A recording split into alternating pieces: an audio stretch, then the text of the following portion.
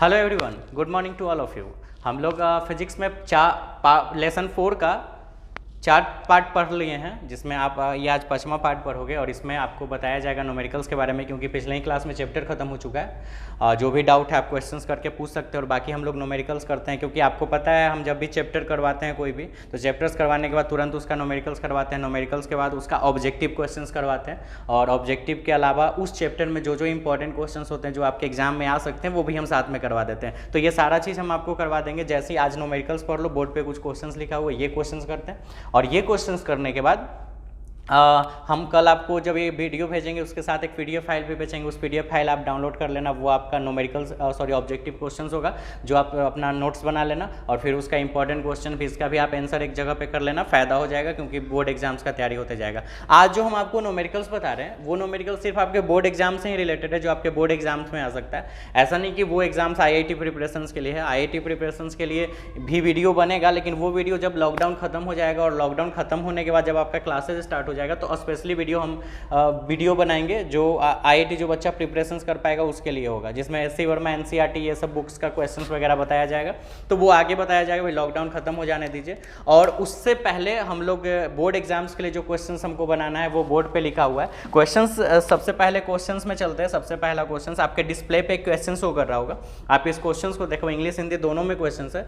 तो ये आपको सबसे पहले ये क्वेश्चन उतार लेना है डिस्प्ले वाला, ठीक है, और सॉल्यूशन यहाँ से देखना है। हम इस बोर्ड पे ये क्वेश्चंस को शॉर्ट फॉर्म में लिखें, ठीक है, यानी कि वो पूरा क्वेश्चन हम ना लिख के उसका छोटा छोटा पार्ट्स काट काट के हम यहाँ पे इंग्लिश और हिंदी में लिख लिए कि आपको समझाना मेरे लिए आसान हो जाए, ठीक है, मेरे लिए समझाना आसान हो जाएगा। और दूसरा फायदा ये भी हो जाएगा कि जल्दी से वीडियो भी निकल जाएगा। तो ये डिस्प्ले से आप क्वेश्चन उतार लीजिए और अब यहाँ देखिए, चलिए ध्यान से समझते हैं। अच्छा, कहने का मतलब ये है कि यहाँ पे एक क्वेश्चंस दिया हुआ है जिसमें लिखा क्या है कि प्रिज्म का कोण, यानी एंगल ऑफ प्रिज्म। आपने पढ़ा था जब हम प्रिज्म बनाए थे तो इसमें ये वाला कोण बताए थे। खैर ये भी हो सकता है, डिपेंड ये करता है कि अगर लाइट इधर से जाके इधर से निकला तो ये एंगल हो गया, फिर अगर मान लो इधर से जाके इधर से निकला तो फिर ये, यानी दो सरफेस का हम बात कर रहे हैं, लाइट को इंटर करवा के बाहर निकाल रहे हैं, वो दो सरफेस के बीच का जो एंगल होता है वो एंगल ऑफ प्रिज्म यानी प्रिज्म का कोण कहलाता है, जिसको ए से इंडिकेट करते थे, याद है आपको। तो इसीलिए हम यहाँ बोल दे रहे हैं ए equal to 18 degree,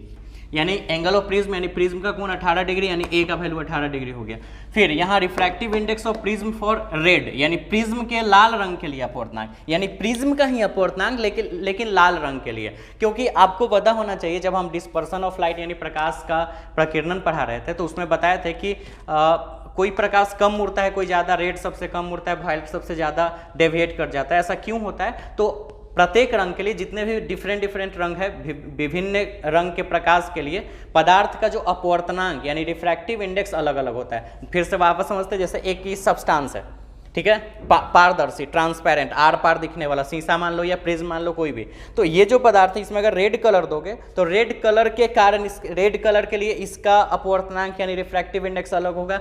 blue colour दोगे तो ब्लू कलर के लिए इसका ही ग्लास का या प्रिज्म का रिफ्रैक्टिव इंडेक्स अलग होगा, यानी हर एक कलर के लिए इसका रिफ्रैक्टिव इंडेक्स अलग अलग हो जाता है, ठीक है। तो यहाँ पे भी प्रिज्म के पदार्थ का अपवर्तनांक ही है, यानी कि प्रिज्म का ही रिफ्रैक्टिव इंडेक्स है, लेकिन रेड कलर के लिए, और वो कितना है तो 1.56, यानी कि रिफ्रैक्टिव इंडेक्स यानी अपवर्तनांक को म्यू से इंडिकेट करते हैं, और ये रेड कलर के लिए तो आर लगा देते हैं, जिसका वैल्यू है 1.56, ठीक है। आगे चलते हैं। उसके बाद हम इसको डॉट डॉट से कर दिए हैं refractive index of prism for violet, violet मतलब बैगनी रंग के लिए प्रिज्म का अपवर्तनांक कितना है तो 1.68, तो म्यू से ही, और बैगनी के लिए भी लगा देते हैं, और रिजल्ट है 1 इसका वैल्यू है 68, ठीक है। आगे एंगुलर डिस्पर्सन का वैल्यू निकालना है। एंगुलर डिस्पर्सन मतलब कोणीय वर्ण विक्षेपण। याद करो कोणीय वर्ण विक्षेपण क्या होता था।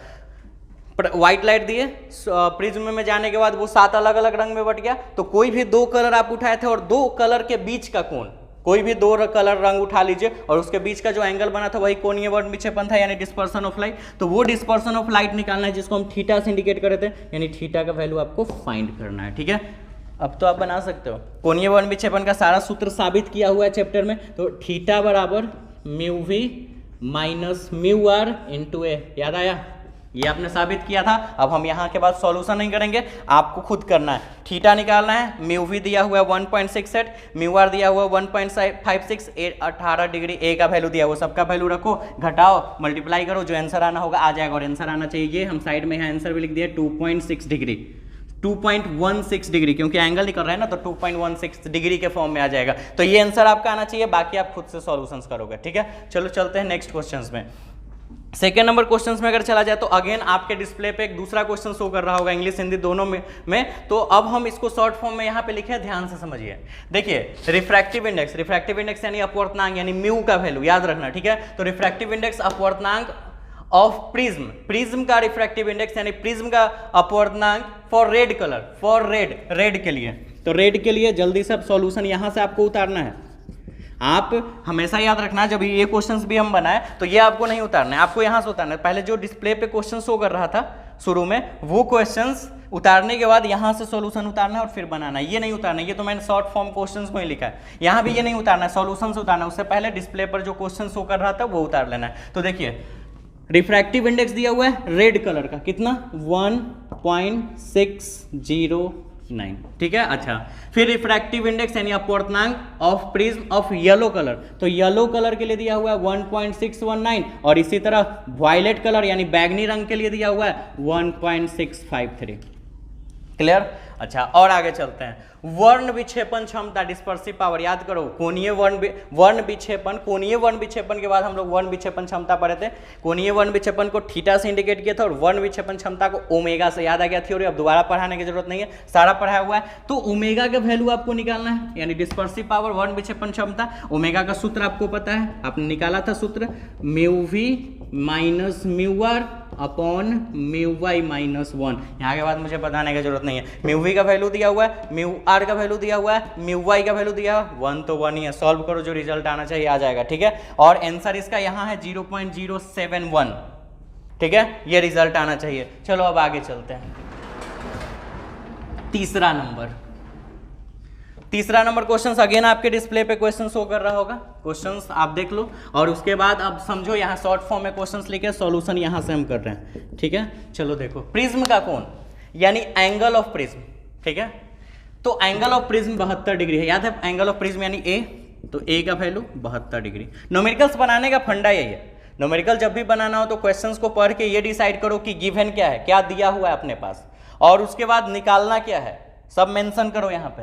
और जब ये सब कर लो उसके बाद देखो कि अब कौन सा फॉर्मूला लगाए जो ये गिवन है और ये निकालना है, तो मेरा काम बन जाए, ठीक है। ये दिखना होगा। चलो देखते हैं। प्रिज्म का कोण, angle of prism 72 degree. Refractive index of glass of prism, यानी refractive index of glass of prism का मतलब प्रिज्म है तो जिस ग्लास से वो प्रिज्म बना है उसका रिफ्रैक्टिव इंडेक्स यानी उसका अपवर्तनांक 1.66 है। तो मान लेते हैं प्रिज्म ग्लास का बना हुआ है तो उसका अपवर्तनांक है 1.66, ठीक है। क्वेश्चंस आप फिर से पढ़ो, क्वेश्चंस को पूरा पढ़ो, हिंदी इंग्लिश जो भी। अब क्या है, क्वेश्चंस क्या है कि एक प्रिज्म है जिसका एंगल है 72 डिग्री और उसका रिफ्रैक्टिव इंडेक्स यानी अपवर्तनांक है 1.66, और उसको एक लिक्विड में डुबाया जाता है। कहने का मतलब यह है कि कहीं एक लिक्विड है, ठीक है, और उस लिक्विड में प्रिज्म को डाल दिया गया, ठीक है। और इस प्रिज्म का जो एंगल है वो 72 डिग्री है और जिस सब्सटेंस से ये मिलके बना है उसका रिफ्रैक्टिव इंडेक्स है 1.66 और इसको पानी में डाल दिया गया, ठीक है। उसके बाद आप क्वेश्चंस पढ़ो, समझ आएगा। और उसके बाद रिफ्रैक्टिव इंडेक्स यानी अपवर्तनांक किसका, ऑफ लिक्विड, यानी जिस लिक्विड में उसको डाला गया है उसका अपवर्तनांक 1.33 यानी रिफ्रैक्टिव इंडेक्स। यानी प्रिज्म का एंगल 72 डिग्री, उसका रिफ्रैक्टिव इंडेक्स 1.66, जिस ग्लास से बना है उसको उठा के लिक्विड में डाला गया, लिक्विड का जिस लिक्विड में डाला गया उसका रिफ्रैक्टिव इंडेक्स, क्योंकि वो भी तो मीडियम है ना, तो रिफ्रैक्टिव इंडेक्स यानी अपवर्तनांक 1.33 है, ठीक है। तो अब आपको न्यूनतम विचलन कोण यानी मिनिमम डेविएशन एंगल यानी कि डेल्टा का वैल्यू निकालना है, ठीक है। क्या का वैल्यू निकालना है, डेल्टा का विचलन, मिनिमम डेविएशन एंगल। अच्छा, उससे पहले एक और चीज समझ लेते हैं, पानी का भी तो रिफ्रैक्टिव इंडेक्स दिया हुआ है, तो रिफ्रैक्टिव इंडेक्स यानी म्यू, अपवर्तनांक, लिक्विड, क्योंकि पानी ना होके एक लिक्विड है, ठीक है। तो म्यूएल इसका वैल्यू है 1.33, ठीक। अब समझ गए। अब हम लोग क्वेश्चंस इसका बनाते हैं। याद करो डेविएशन एंगल का फॉर्मूला था म्यू -1 × ए, यही था, आपने फाइंड किया था, ठीक है, ये भी आपका फॉर्मूला निकला हुआ है। लेकिन ये सिचुएशंस तब आता है जब हवा में, प्रिज्म को हवा में रखा हुआ रहे। तो हवा में रखने से क्या होता है, जैसे एक्चुअली में फॉर्मूला होता है म्यू बराबर म्यू2 बटा म्यू1 माइनस 1 इंटू ए। लेकिन जहाँ पे हम मान लेते हैं कि म्यू1 बाहर का मीडियम का रिफ्रैक्टिव इंडेक्स है और म्यू2 प्रिज्म का, ठीक है। लेकिन अगर हम एक स्पेशल कंडीशन ले कि प्रिज्म जो है, प्रिज्म वो हवा में रखा हुआ है, तो हवा का रिफ्रैक्टिव इंडेक्स होता है 1.0003, ठीक है, आपको पता है ये बात। तो 1.0003 को अप्रॉक्स लगभग 1 लिख सकते हैं। तो मान लो म्यू2 बटे म्यू1 है, तो म्यू1 का तो वैल्यू 1 है, तो 1 नीचे लिखो या मत लिखो, डेनोमिनेटर हर में 1 लिखने या ना लिखने से कोई फर्क नहीं पड़ जाता है। 1 को हटा भी दो तो कोई फर्क नहीं पड़ जाता है, तो बच जाता है म्यू2 को म्यू कर देते हैं। मान लो 2 लड़का है अपने पास, तो एक लड़का का नाम B1 और दूसरे लड़का का नाम B2 रख दिए। इक्के को लड़के है तो उसका नाम B रख के ही काम चला लेंगे। 3 लड़का है तो नाम रखना होगा B1 B2 B3, लेकिन इक्के को लड़का है तो B से काम चला लेंगे। तो म्यू1 और म्यू2 में म्यू1 तो फिक्स हो गया 1, तो वो तो खत्म ही हो गया, तो सिर्फ म्यू2 बच गया। तो म्यू2 को म्यू2 की न बोल के म्यू बोल लिए, तो ये फॉर्मूला म्यू2 बटे म्यू1 को हम सिर्फ म्यू लिख देते हैं। कब, जब एयर में प्लेस्ड हो। और पहला दूसरा चैप्टर इसी पे बेस्ड था, आपने पूरा ये थ्योरी पढ़ा था, याद है, स्नेल्स लॉ, है ना, स्नेल्स लॉ के ये थ्योरी में ये वाला बताया गया था, ठीक है। लेकिन यहाँ पे हवा में न रख के पानी में रखा गया, लिक्विड में हम प्रिज्म को डाल दिए, ठीक है। अच्छा, स्नेल्स लॉ के थ्योरी में बताया गया था कि साइन आई बटे साइन आर के थ्योरी में म्यू2 बटे म्यू1 भी हो सकता है, म्यू1 बटे म्यू2 भी हो सकता है, और म्यू भी। तो म्यू तो स्पेशल कंडीशन एयर वाला, हवा वाला है। लेकिन ये कब होता था, याद करो, ठीक है। तो हम बताए थे कि जिस मीडियम में लाइट जाएगा उसको वैल्यू को ऊपर लिखना है, ठीक है, और जिसमें से जाएगा उसको नीचे। यानी कि अगर म्यू1 से म्यू2 में जाए, म्यू1 और यहाँ म्यू2, तो म्यू1 से म्यू2 में जाए तो म्यू2 ऊपर म्यू1 नीचे। अच्छा, अगर जाता म्यू2 से म्यू1 में, म्यू2 से म्यू1 में जा रहा है तो म्यू1 ऊपर म्यू2 नीचे। अगर म्यू डब्ल्यू से म्यू ए में जा रहा है, म्यू डब्ल्यू से म्यू ए में, तो म्यू ए ऊपर म्यू डब्ल्यू नीचे। और म्यू ए से म्यू डब्ल्यू में जाएगा तो म्यू डब्ल्यू, यानी कि जिसमें जाएगा उसको ऊपर लिखना होता है। ये थ्योरी आपने स्नेल्स लॉ में पढ़ के रखा था। अच्छा, अब चलो आगे चलते हैं। तो कहने का मतलब ये है कि अगर हम लिक्विड में प्रिज्म को डालें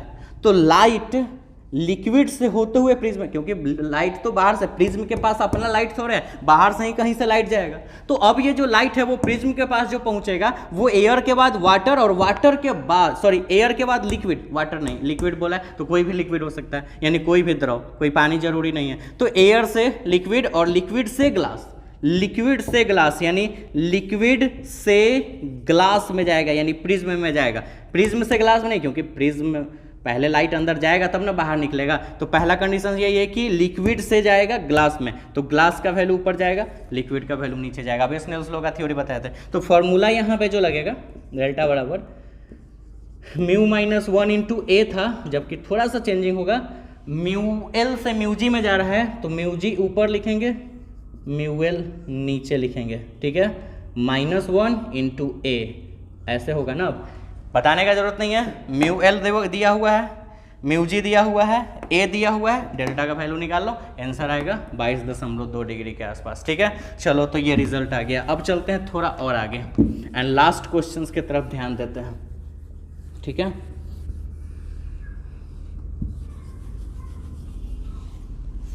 अच्छा, इसको, इस थ्योरी पे आप इसको इजी वे में बना लो, ठीक है। आंसर्स जो है 22.2 डिग्री, आप इसको मिला लेना, इतना आता है कि नहीं, आना ही चाहिए, ठीक है। इसको जैसे कि इसको एक और प्रोसेस से भी बनाया जा सकता था, और एक और प्रोसेस ये था अपना म्यू इक्वल टू, एक और फॉर्मूला ये भी लग सकता है, mu equal to sine A plus delta by 2 अपॉन ए बाई 2, ठीक है। तो फिलहाल साइन ए बाई 2, तो आप इस पे बनाइए, इस पे बनाइए, क्योंकि इसी फॉर्मूला को तो तोड़ मरोड़ के ये बनाया गया था, याद करो। पहले ये फॉर्मूला साबित किए थे और उसके बाद इसी फॉर्मूला को तोड़ मरोड़ के म्यू माइनस 1 इंटू ए लाए थे। तो आप ऐसे बनाओ, कोई दिक्कत नहीं है। चलो, तो ऐसे ही ये आपके लिए ज़्यादा आसान है, तो थोड़ा लेंदी भी हो जाएगा, ठीक है। तो इतना वैल्यू आ जाना चाहिए। चलिए, तो ये क्वेश्चन तो हम लोग देख लिए। थर्ड वाला, इसमें थोड़ा सा एक प्रॉब्लम हो गया, ये जो आंसर है वो 20.2 डिग्री ना आके 17.8 डिग्री के आसपास आएगा, 17.8 डिग्री के आसपास वैल्यू आएगा, ठीक है ना। थोड़ा सा आंसर यहाँ पे गलत हो गया था। चलिए अब हम लोग चौथे और लास्ट क्वेश्चंस में चलते हैं। ये जो क्वेश्चन है डिस्प्ले पे चौथा क्वेश्चन शो कर रहा होगा, ये क्वेश्चन थोड़ा सा अलग तरह का है। आपने देखा था जब ये डिस्पर्सन विदाउट डेविएशन और डेविएशन विदाउट डिस्पर्सन, यानी वर्ण विक्षेपण रहित विचलन और विचलन रहित वर्ण विक्षेपण का आपने थ्योरी पढ़ा था, याद करो वो टॉपिक्स, जिसमें दो प्रिज्म को थर्ड वाले लेक्चर्स में दो प्रिज्म को ऐसे उल्टा करके जोड़े थे, जहां पे येलो कलर का हम लोग यूज किए थे। तो डिस्प्ले पे जो क्वेश्चन शो कर रहा है उसके अकॉर्डिंग क्या है ना कि एक प्रिज्म है, जो फर्स्ट प्रिज्म है वो क्राउन ग्लास का बना हुआ है। क्राउन ग्लास बताए थे, क्राउन और फ्लिंट ग्लास। क्राउन ग्लास यानी डेंसिटी कम, यानी रिफ्रैक्टिव इंडेक्स कम होता है, यानी अपवर्तनांक कम होता है, और एक फ्लिंट ग्लास होता है जिसका रिफ्रैक्टिव इंडेक्स यानी अपवर्तनांक काफी ज्यादा होता है। तो जो पहला ग्लास है, वो पहला जो प्रिज्म है वो क्राउन ग्लास का बना हुआ है। Angle of prism of crown glass, यहां से आपको सॉल्यूशन लेना है। ये चीज आप याद रखना कि आपको क्वेश्चंस उतारने के बाद डिस्प्ले पर का जो क्वेश्चंस है वो उतारने के बाद आप हर एक क्वेश्चंस का सॉल्यूशन आंसर उतारोगे। ये सिर्फ शॉर्ट फॉर्म में हमने लिखा है, ये आपको नहीं उतारना है और बाकी आपको सॉल्व करना है। तो सॉल्यूशंस यहाँ पे क्या है कि सबसे पहले ये angle of prism of crown glass, यानी क्राउन ग्लास का एंगल ऑफ प्रिज्म यानी ए बोल देते हैं। याद करो, इसके एंगल ऑफ प्रिज्म को ए लिखे थे और इसके एंगल ऑफ प्रिज्म के डैश, इसमें जो भी लिखे थे उसमें इसमें वाले में डैश लगा दिए थे उसी पे। जैसे इसमें ओमेगा तो इसमें ओमेगा डैश, इसमें म्यू वाई तो इसमें म्यू डैश वाई, ऐसे लिखे थे। तो यही यहाँ पे करते हैं। क्राउन ग्लास में, क्राउन ग्लास से बना हुआ प्रिज्म का जो एंगल है वो 5 डिग्री है, ठीक है, समझ गए। आज आगे रिफ्रैक्टिव इंडेक्स फॉर येलो, यानी क्राउन ग्लास से जो प्रिज्म बना है उसका रिफ्रैक्टिव इंडेक्स येलो कलर के लिए 1.5 है, यानी उसका रिफ्रैक्टिव इंडेक्स म्यू से, और फ्लिंट के लिए म्यू डैश लगाएंगे, और येलो कलर के लिए कितना है 1.5। क्लियर। उसके बाद डिस्पर्सिव पावर, याद करो डिस्पर्सिव पावर यानी कि वर्ण विक्षेपण क्षमता, ठीक है, डिस्पर्सिव पावर जिसको ओमेगा से इंडिकेट किए थे। तो क्राउन ग्लास से जो प्रिज्म बना है उसका ओमेगा का वैल्यू दिया है 0.21, ठीक है, समझ गए बात। अच्छा, अब आगे चलते हैं। ये तो अपना हो गया क्राउन ग्लास का। अब फ्लिंट ग्लास पे देखते हैं। Angle of prism of flint glass, यानी फ्लिंट ग्लास से जो प्रिज्म बना है उसका एंगल व्हाट यानी निकालना है, यानी ए डैश का वैल्यू निकालना है, ठीक है। व्हाट रिफ्रैक्टिव इंडेक्स यानी अपवर्तनांक फॉर येलो, यानी फ्लिंट ग्लास से जो प्रिज्म बना है उसका रिफ्रैक्टिव इंडेक्स येलो कलर के लिए तो म्यू डैश वाई कर दे।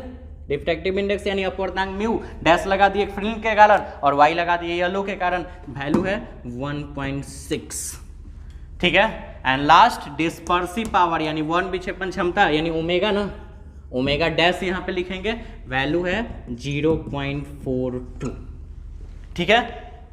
अब ये सब गिवन है, ए डैश निकलना है। याद करो ये फॉर्मूला कौन सा था, बस फॉर्मूला बताना है, फिर तो आप फटाफट बना लोगे। ए बटा A dash equal to mu dash Y minus 1 into omega dash और upon mu Y minus 1 into omega, ठीक है, यही फॉर्मूला था। और एक और बात, ये जो फॉर्मूला आपने पढ़ा उसमें ए गिवन है, ये सब गिवन है, आपको ए डैश का वैल्यू निकालना है। सबका वैल्यू रख के सब्ट्रैक्ट करके मल्टीप्लाई करके बाई क्रॉस मल्टीप्लीकेशन कर दो, जो रिजल्ट आएगा वो तुम्हारा आंसर होगा, और रिजल्ट आना चाहिए 2.1 डिग्री, ठीक है। तो इस तरह से आप सारे क्वेश्चंस का सॉल्यूशंस करो, और बाकी जो आपका ऑब्जेक्टिव क्वेश्चंस है और इम्पोर्टेंट क्वेश्चंस है वो PDF फाइल में जा रहा है, ठीक है। बाकी कोई क्वेश्चंस में डाउट या कुछ ऐसा चीज़ है जो छूटा रह गया तो आप व्हाट्सएप पे हमको वो क्वेश्चंस भेज दीजिए। ऐसा हो सकता है कोई क्वेश्चंस मिस हो गया होगा, ना बता पाए हों, तो वो हम आपको डील करके बता देंगे। और उसके बाद हम लोग अगले दिन से जो आपका बैचेज स्टार्ट होगा, क्योंकि ऑप्टिक्स का चैप्टर चल रहा था, लाइट, जिसमें हम लोग लाइट के बारे में पढ़ रहे थे, प्रकाश के बारे में। इस लाइट का 2 भाग था, रे ऑप्टिक्स और वेव ऑप्टिक्स, जिसमें हम लोग रे ऑप्टिक्स ऑलरेडी पढ़ चुके हैं 4 चैप्टर। तीसरा चैप्टर का बताया था कि तीसरा चैप्टर में हर एक बच्चा अभी पूरा नहीं पढ़ पाया था, क्योंकि उसी समय लॉकडाउन वाला प्रॉब्लम आ गया था। तो वो जब क्लास ओपन होगा हम उसको क्लियर कर देंगे, और बाकी का पहले का आप 2 चैप्टर पढ़ चुके हो। और आगे जो आने वाला अब का जो टॉपिक्स है, अब का जो लाइट का ही चैप्टर आएगा, लेकिन रे ऑप्टिक्स ना होके वेव ऑप्टिक्स, यानी पहले रे ऑप्टिक्स चल रहा था, अब वेव ऑप्टिक्स, पहले किरण प्रकाश की चल रहा था, अब तरंग प्रकाशिकी का टॉपिक चलेगा, जिसमें आपको 3 एक्सरसाइज टोटल पढ़ने। तो हम आपको पहला एक्सरसाइज पढ़ाएंगे अगले क्लास में जब भी स्टार्ट होगा। वो सब चैप्टर छोटे छोटे हैं लेकिन इंटरेस्टेड है, मज़ेदार चीज़ है, काफ़ी ज़्यादा मज़ा आएगा उसको पढ़ने में, तो वो हम लोग पढ़ लेंगे। जब तक लॉकडाउन खत्म होगा तब तक हम लोग ऑप्टिक्स पढ़ चुके होंगे। मैथ्स में इसी तरह से जब तक लॉकडाउन खत्म होगा हम लोग मैथ्स में डिफ्रेंसिएशन उम्मीद है कि वहाँ तक पढ़ लेंगे, तो बढ़िया होगा, अपना सिलेबस मेंटेन रहेगा, हम लोग पीछे नहीं। अगर अपना 3 चैप्टर ऑप्टिक्स का अगर चैप्टर्स खत्म हो गया सारा, और मैथ्स में डिफरेंशिएशंस का अगर चैप्टर खत्म हो गया, तो जो हम लोग का क्लासेस बंद हुआ है वो मेंटेन हो जाएगा। यानी हम लोग किसी भी सिचुएशंस में हमारा सिलेबस पीछे नहीं जाएगा, और ना तो हम लोग ऐसा भी नहीं होगा कि इतना दिन बंदी के कारण जब क्लास ओपन होगा तो हम लोग काफ़ी पीछे हैं, ऐसा नहीं होगा। हम लोग एकदम एग्जैक्ट उसी सिलेबस पे पहुँचे हुए रहेंगे जो रेगुलर क्लास चलने पर रहता, क्योंकि उसी तरह से वो पढ़ाया जा रहा है, तो काफ़ी मज़ा आएगा। आप मिलते हैं अगले वीडियो में। थोड़ा सा एक चीज़ है कि आप लोग वीडियो को लाइक वगैरह जरूर करें, और चैनल जो है सब्सक्राइब करें अगर नहीं किए हुए। कमेंट बॉक्स में कमेंट जरूर करते रहें, ठीक है, क्वेश्चंस कमेंट करते रहें, जैसे आपके कमेंट हो वो करते रहें, ठीक है ना, क्योंकि मेरा भी वो कॉन्फिडेंस लेवल बढ़ते जाएगा, चैनल को भी फायदा होगा, तो इसलिए रिक्वेस्ट है कि वो लाइक वगैरह करते रहिए, ठीक है। और बाकी जो वीडियो है, ये जो क्वेश्चंस हम आपको दिए हैं वो क्वेश्चंस बनाइए, ठीक है। Thank you for watching.